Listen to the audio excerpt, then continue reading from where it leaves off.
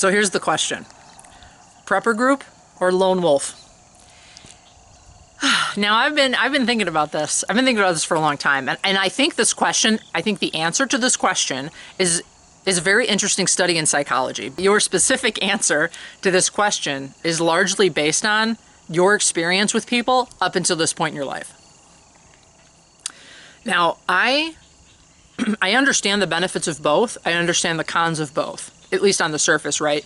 Because none of us have actually been through an SHTF situation to actually know what's going to happen or what it would be like.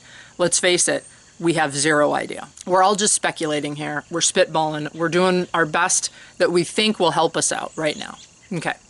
So let's pretend it's a situation extreme. World without rule of law, okay? That's like, I think, the far end of the spectrum there. I'm in the camp of lone wolf, and here's why.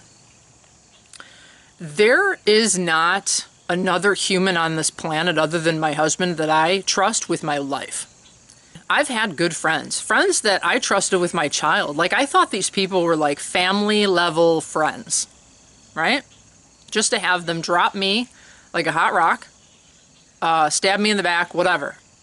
And that's in a normal situation where emotions aren't way up here. Nobody is surviving for their life. Now, what would that look like in a prepper group situation where emotions are high and people are in survival mode? If you're lone wolf, I think it'd be easier to move around.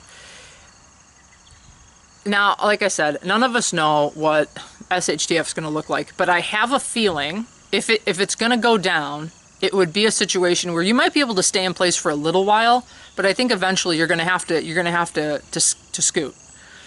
And to do that, I think it would be easier with one or two people, maybe even 3 people, rather than, a group of 10 or 15 people. Like, if it's a situation where you gotta head for the hills, you're going to be faster alone, or like I said, in a very small group, 1 or 2 people, versus a large group where everybody's trying to watch each other's backs.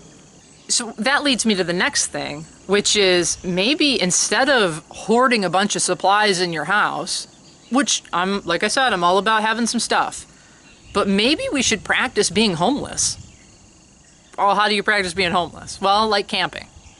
Practice camping in all the different weather and in all the different seasons. How small can you get your pack down to and be able to have, let's say, a survivable time? You don't freeze to death. You're not wet. You're fed. That kind of thing. Maybe that's what we should be practicing.